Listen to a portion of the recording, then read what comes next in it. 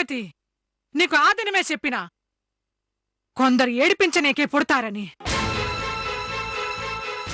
ఇది అట్లాంటిదేనే.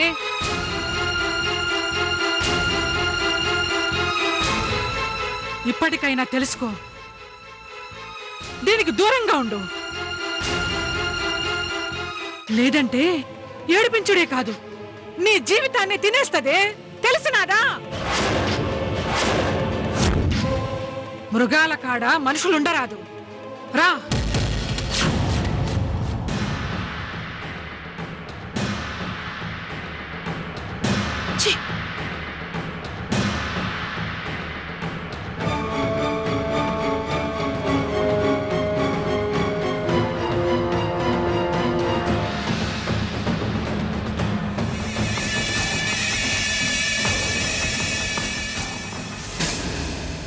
మంచి మనిషికి ఒక మాట చెప్తే మారతాడు.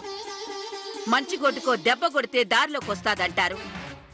కాని మీ వదిన మాటకి మారలే, దెబ్బలకి మారలేదు సరికదా, ఇంకా రెచ్చిపోయినది.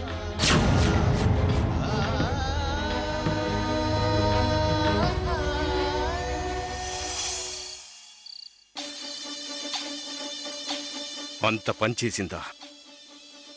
నిన్ను హింసిస్తోందని కేసు పెడతాను, జైలుకు పోతుంది. నో డాడ్, జైలుకు పోవాల్సింది దుర్గమ్మ కాదు, పార్వతి. పార్వతి కొంపలోంచి పోవాలి. పార్వతి, నిన్ను కొట్టింది దుర్గమ్మ కదా తల్లి. కానీ కొట్టించింది పార్వతి. దానివల్లే నాకు ఈ కొంపలో కోడలి స్థానం పోయేట్టుంది. రేపు పెళ్ళాం ప్లేస్ కూడా పోవచ్చు. వాట్? ఎస్ డాడ్, పార్వతి కోసం దుర్గమ్మ ఏదైనా చేస్తుంది. అదే నా పెద్ద కోడలు అందంటే ఆ మాట నిజం చేయదని ఏంటి గ్యారంటీ? మరి అల్లుడు? అల్లుడు ఇప్పుడు నా ప్రేమకి లొంగి ఉన్నవాడు రేపు అమ్మ ప్రేమకి వంగిపోడని ఏంటి గ్యారంటీ?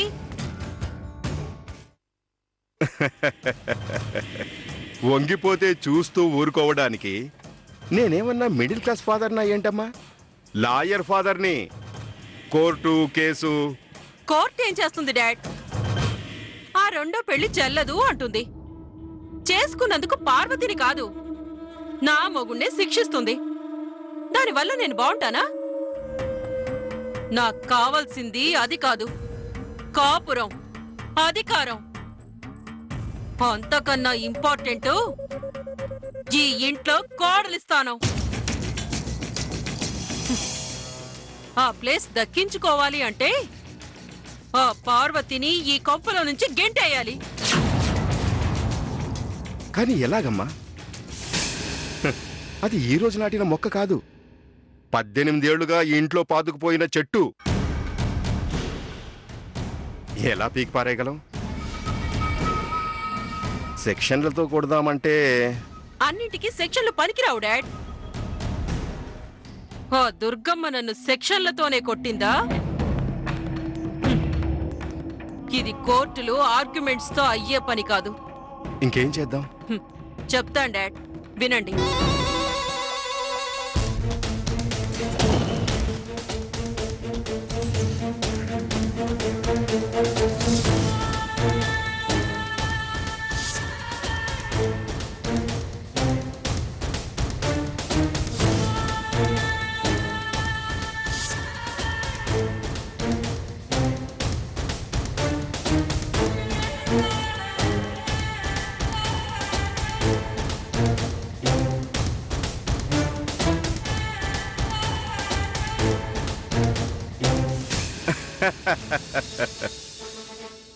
మొత్తానికి లాయర్ కూతురు అనిపించుకున్నావు.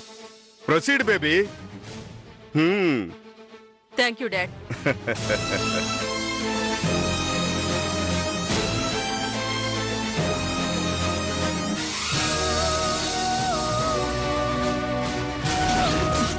గట్లా వాళ్ళు పథకం వేసుకుని సమయం కోసం ఎదురు చూస్తా ఉన్నారు.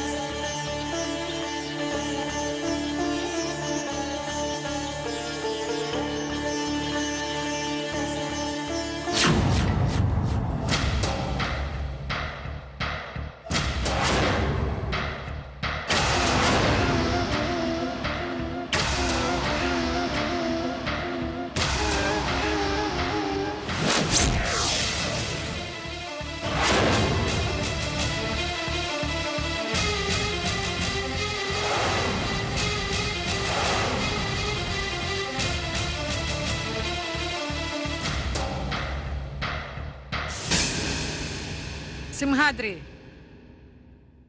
దేవుడి కాడికి చెప్పులతో రాకూడదని నీ పెండ్లానికి తెలవనట్టుంది.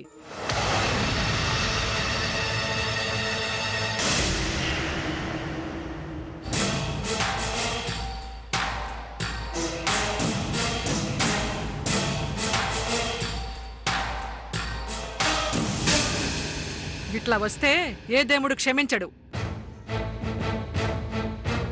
కాస్త చెప్పు. అయినా మనమేంది, మన సంప్రదాయం ఏంది? ఇంట్లోకి రానిచ్చినాను కదా అని ఇంటిని అపవిత్రం చేసే పనులు చేస్తే ఆ దేవుడే కాడు, నేను కూడా క్షమించను. దేవుడికి విలువనియ్యనోళ్ళు ఇక మనుషులకే విలువనిస్తారు. దేవుడికన్నా గొప్పలా ఏ? చదువుకుంటే చాలదు, సంస్కారం ఉండాలా, సంప్రదాయం ఉండాలా, మంచి చెడు తెలియాలా. మనిషి అంటే అదే. చెప్పు నీ పెండ్లానికి. డియర్, ఈ ఇంట్లో నేనేం చేసినా అడిగే హక్కు మీ అమ్మకు లేదు.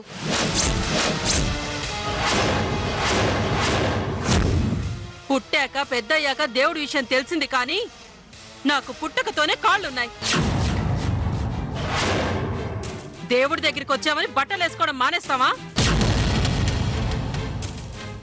నా దృష్టిలో ఈ చెప్పులు కూడా అంతే. పాపమో పుణ్యమో నాకు అనవసరం, నా కాళ్ళు నాకు ముఖ్యం. ఈ పల్లెటూరి కొంపలో చెప్పులు లేకుండా ఒక్క స్టెప్పు, ఒక్క అడుగు వేసినా నా కాళ్ళు పాడైపోతాయి. అందుకే నేను చెప్పులతోటే తిరుగుతాను. నువ్వు రమ్మన్నావని వచ్చాను గాని లేకపోతే ఐ డోంట్ ఇంట్రెస్ట్. నాకు అసలు ఇవన్నీ ఇష్టం ఉండదు. ఈ విషయం మీ అమ్మకు చెప్పు.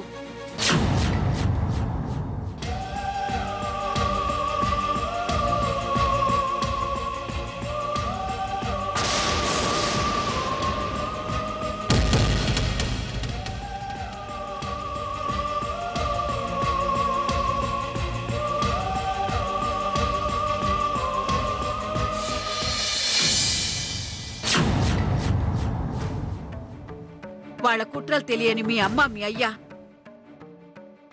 పార్వతికి పెండ్లి చేయనీకి ఓ మంచి సంబంధం వెతకాలనుకున్నారు.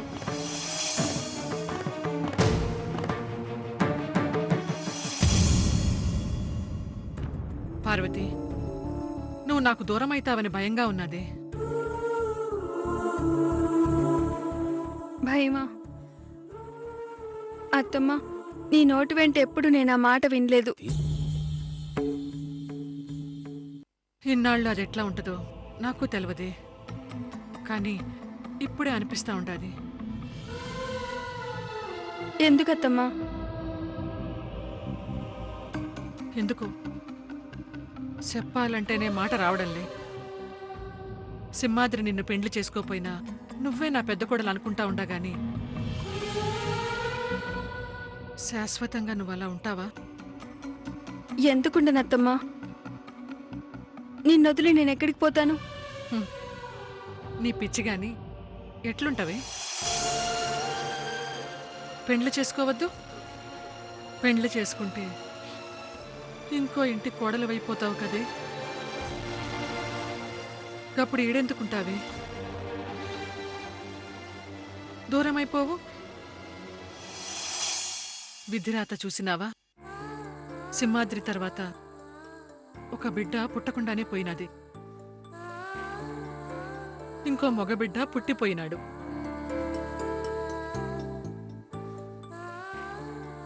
ఆడు బతికి పెద్దోడై ఉంటే బాగుండేదని ఇప్పుడు అనిపిస్తా ఉండాది. నేను ఆడికిచ్చైనా చేసి ఉండేదాన్ని కదే. గట్లయినా నాకాడే ఉండేటి దానివి. విధి మనకు ఆయోగం కూడా రాయలే. అసలు మీ అమ్మ అయ్యా ఎందుకు పోవాలా? నువ్వు ఈ సేతుల్లో ఎందుకు పెరగాల? నాకు ఆడపిల్లలున్నా బాగుండేదే. నీ మీద ఇంత మమకారం పెరిగేటిది కాదేమో.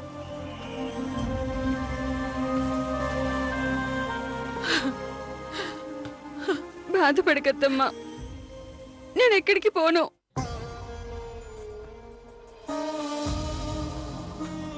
నేను పెళ్లి చేసుకుంటేనే కదత్తమ్మా నీకు నేను దూరం అయ్యేది. ఏందే నువ్వనేది? అవునత్తమ్మా, ఎప్పుడూ మనం కలిసి ఉండాలని నువ్వు నీ కోడలుగా చేసుకోవాలనుకున్నావు. నేను కూడా అందుకే బావ మీద ఆశపడ్డాను, అంతేగాని పెళ్లి కోసం కాదుగా. మనల్ని దూరం చేసే పెళ్ళెందుకత్తమ్మా? నాకొద్దు, నేనెప్పుడు ఇక్కడే ఉంటాను, నీ దగ్గరే ఉంటా.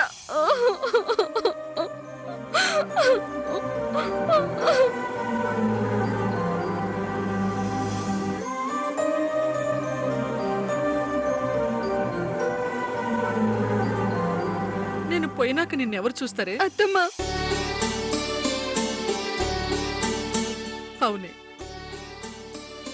జీవితంలో కొన్ని మనం వద్దనుకున్నా ఒప్పుకోక తప్పదు,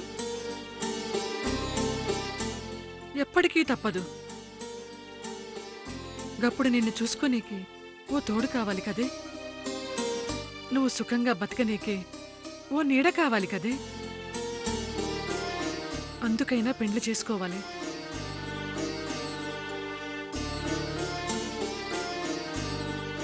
ప్రతిదీ ఇష్టమైన పనే చెయ్యాలనుకుంటే జీవితం ఆగిపోతుంది. కష్టమైనా సర్దుకుపోతేనే ముందుకు నడుస్తుంది. కాలంలో ఎప్పుడు వెన్నెల రాత్రి ఉండదు. కాళరాత్రి వచ్చినాదని కళ్ళు మూసుకోంగా,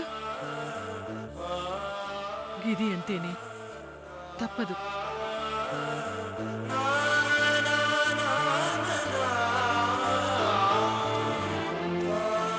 ఇప్పుడు మనిద్దరం మనం. నీకు పెండ్లైతే నువ్వు నీ భర్త మనం, ఆ తర్వాత నువ్వు నీ భర్త నీ పిల్లలు మనం. చూసినావా, కాలం మారుతున్న కొద్దీ మనం అనే మాటకి అర్థం మారుతా ఉంటది. మనం దూరమవుతున్నామనే బాధ, మనం దూరమైన బాధని ఆ మనం తీరుస్తుంది. కనుక ఇంకేం చెప్పద్దు. నేను కాకుండా నీకింకో బంధం కావాలా? తెలిసినదా?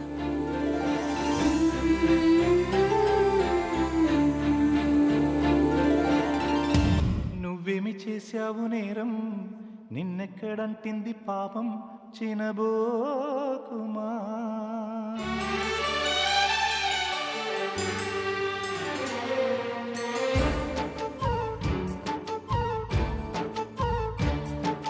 నువ్వేమి చేశావు నేరం, నిన్నెక్కడంటింది పాపం, చినబోకుమా. చేయూతనందించు సాయం ఏనాడు చేసింది సంఘం, గమనించుమా. కన్నీటి వర్షానికి కష్టాలు చల్లారునా, మార్గం చూపే దీపం కాదా ధైర్యం.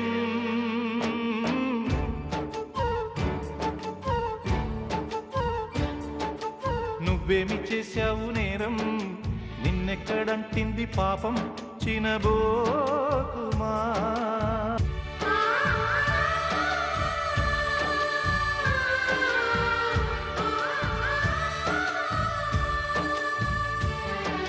కన్నీటి వర్షానికి కష్టాలు చల్లారునా, మార్గం చూపే దీపం కాదా ధైర్యం.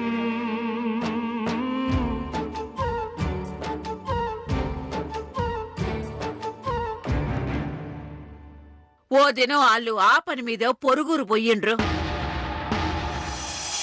రండి. పార్వతి, పిల్లగాని చూసి నచ్చితే సంబంధం కుదుర్చుకుని వస్తాం.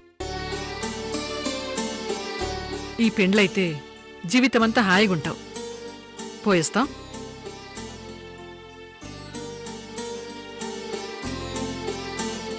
పదండ్రి.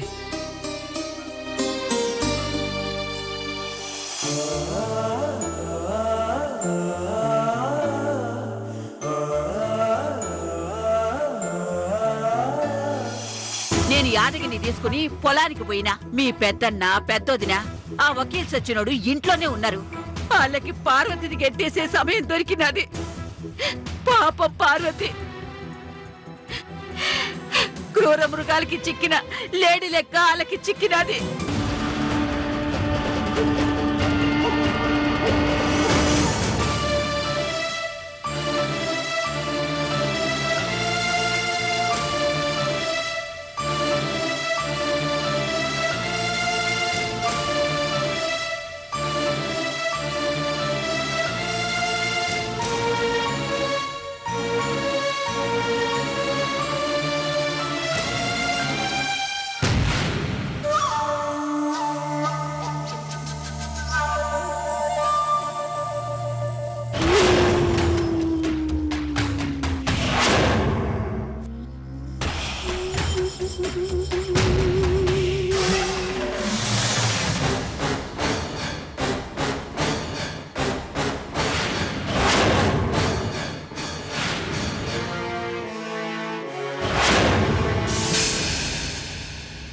పార్వతి,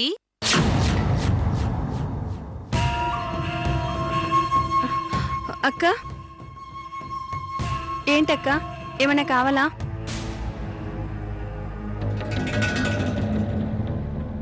బాగా కష్టపడుతున్నట్టున్నావు. హ్మ్. అవునులే, ఈ ఇంటి పెద్ద కోడలివి కదా.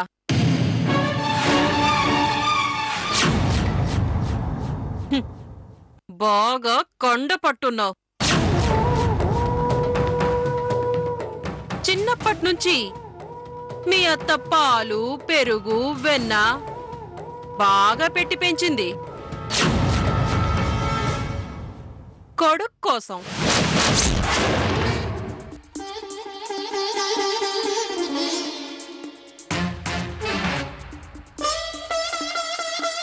నీ ఒళ్ళు కనిపిస్తుంది కానీ మనసు కనపడ్డం లేదు.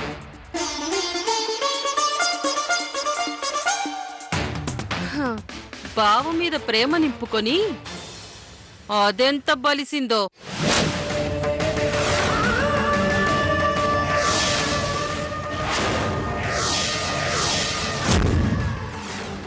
బావని పెళ్ళాడతావా?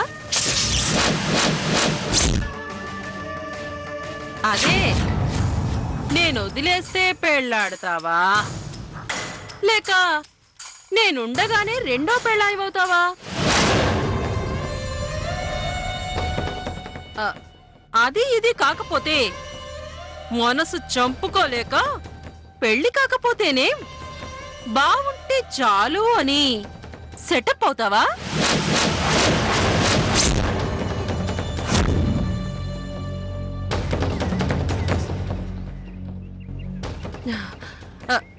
అదే, ఇక్కడ పల్లెటూరులో ఏమంటారు డాడ్?